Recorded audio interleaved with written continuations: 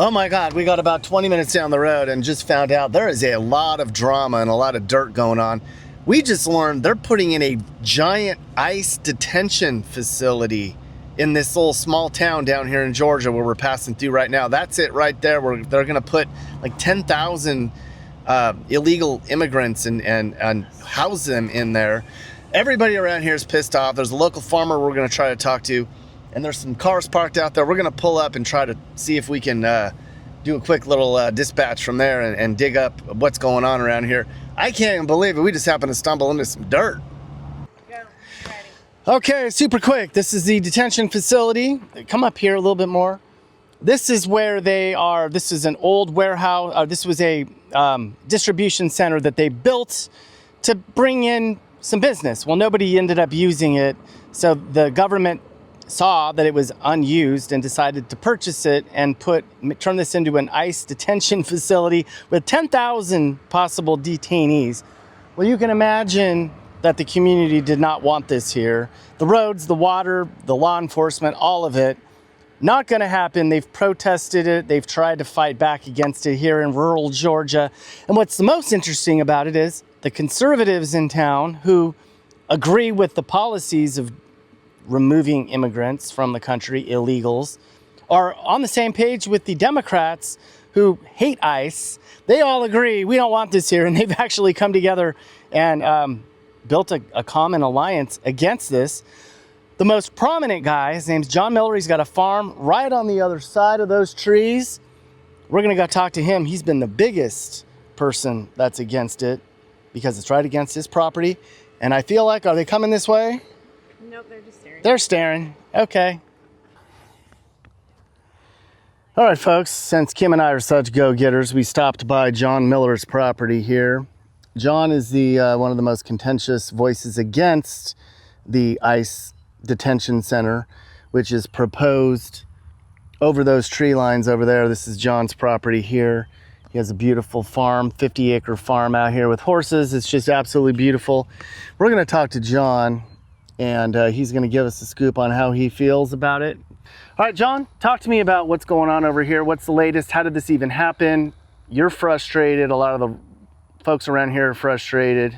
Well, it caught a lot of us by surprise, actually all of us by surprise, when the day before Christmas, we saw the Washington Post article that was posted that listed Social Circle as one of the locations for the new ICE warehouse detention center plan.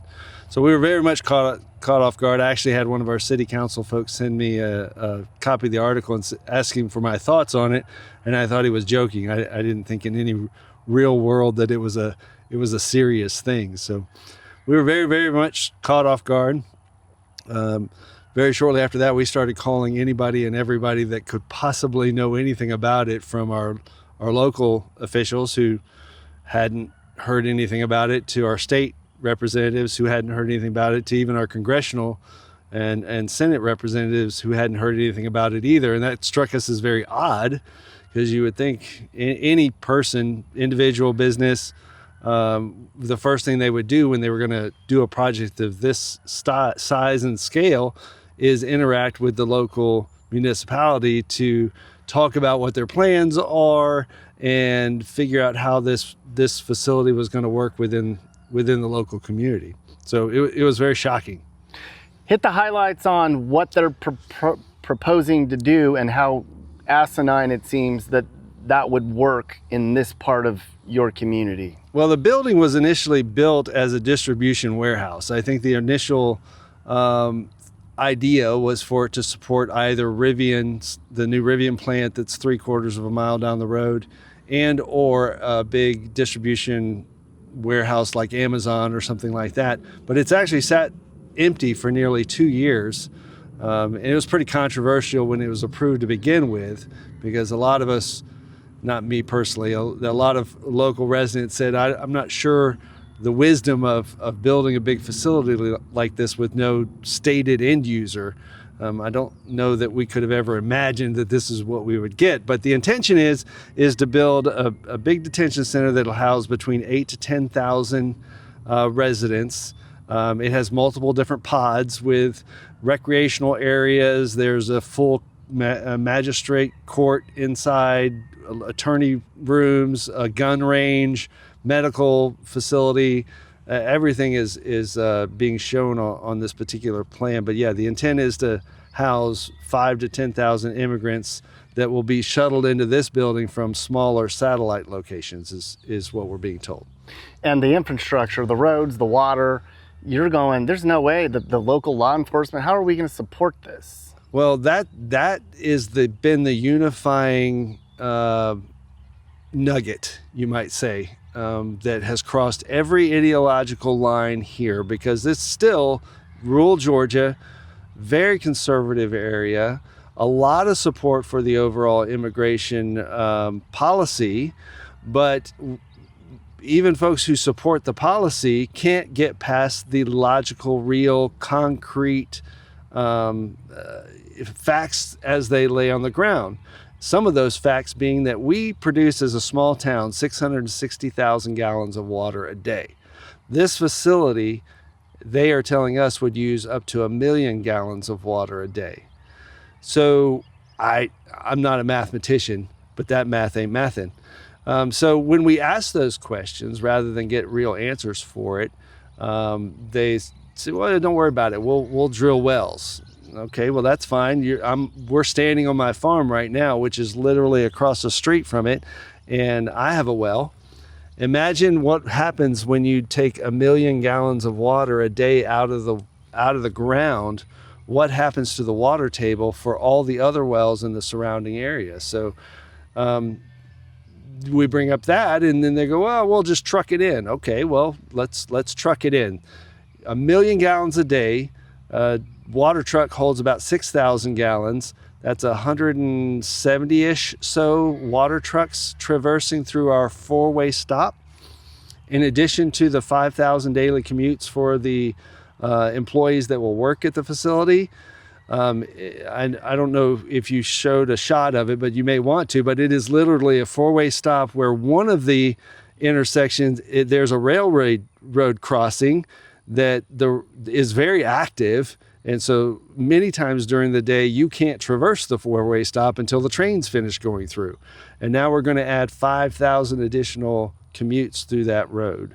So these are some of the things that we keep pointing out to DHS. Now, prior to the change in leadership, the answers that we got were, well, then you must just, if you're not supporting us and not getting out of our way, then you must support criminal illegals. Well, I can't even get to that question until we answer the water and infrastructure issues. So that's been the unifying nugget of the entire experience. It's like the one thing that Democrats and conservatives in this area have agreed on in a long time.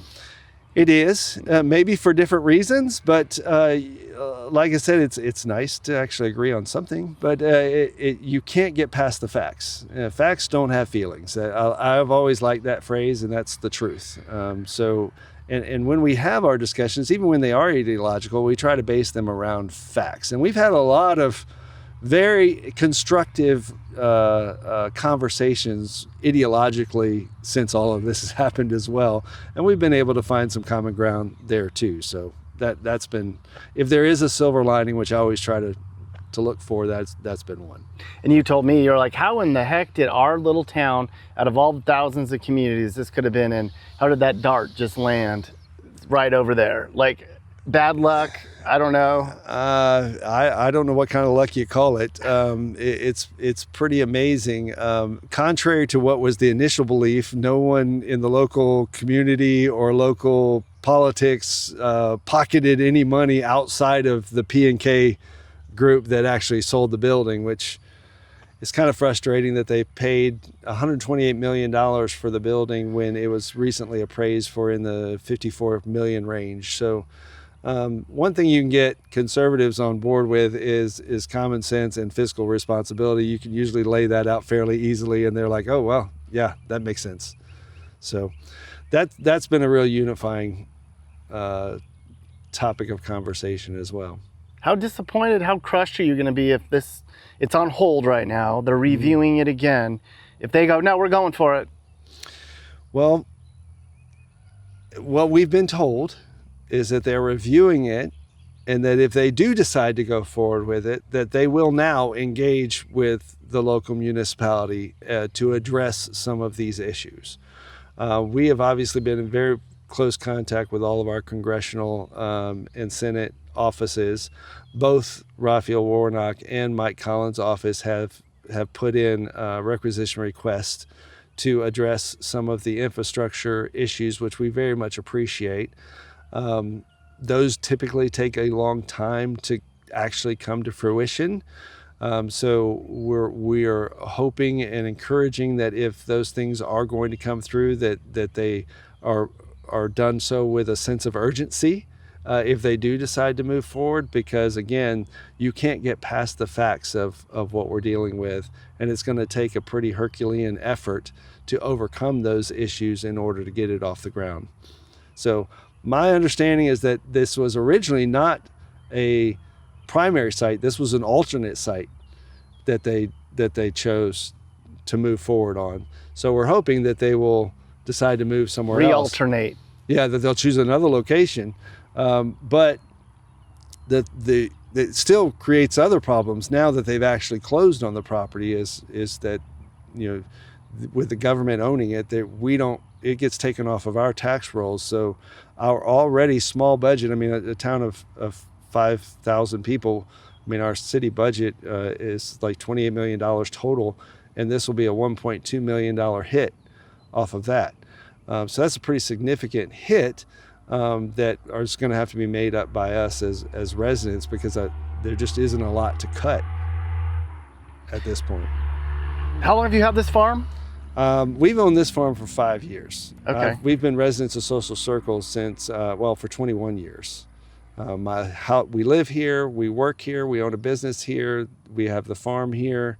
We have 7 children here, 3 grandkids that are all here. We're as invested in Social Circle and its future as you can possibly be. Did you ever anticipate that this whole area would be storage and distribution centers and maybe ICE facilities and whatever else is maybe coming up? No, ironically, I'm a member of the One Circle Community Coalition, which we actually formed before all of this started, in primarily response to all the data center applications that were coming here. At one point we had 11 data center applications, and although I can understand and empathize with our city's leaders' desire for the income that perhaps can come from data centers, my biggest issue, especially in a small town like this, is that we're going to build our budgets on those data centers for the next 50 to 100 years. And technology, as fast as it moves, if you can think, you're filming this interview on an iPhone. How many years ago was it that an iPhone didn't exist? I see a very short window of time where these data centers buildings are going to be obsolete and not needed. And we've built our city budget, and so we're doing a Midwestern style industrial death all over again. In the 1940s or 50s, we had a textile mill here in town. In fact, the remnants of it are still in downtown. We're still trying to figure out what to do with that building. And when it went down, this town went through a Great Depression. And I see that on steroids if we put all of our eggs in the data center basket. So our group is continuing to push our municipal leaders that we need to diversify our tax base, not put all our eggs in the data center basket, which unfortunately evidence kind of leads to that's what we're doing. Why would they pick out here for a data center? Do they just see a rural area with maybe a good water table and think like, oh, find somebody that'll sell cheap and do it? Is that how it works? That's been the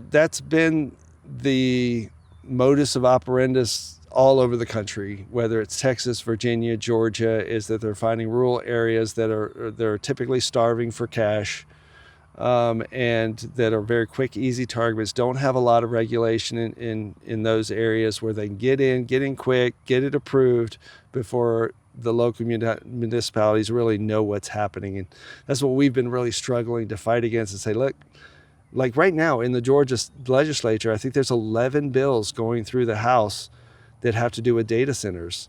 And we've been saying, look, maybe the prudent thing to do is to let that play out and see what the rules of the road are going to be before we just approve all of them, before even knowing what these things are going to, how they're going to affect, whether it's sound, whether it's power, whether it's our utility bills, whether it's water. All of those things are finite resources. Whether they belong to us or not, they're still finite resources. So me personally, I think Elon and even China's talking about putting data centers in the ocean. And of course that's going to raise the water temperature, of the world, and that's going to melt the polar ice caps.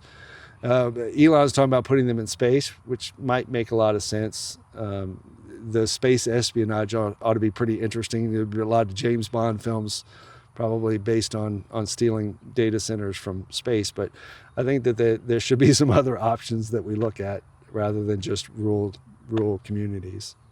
Thanks, Sean. All right, man.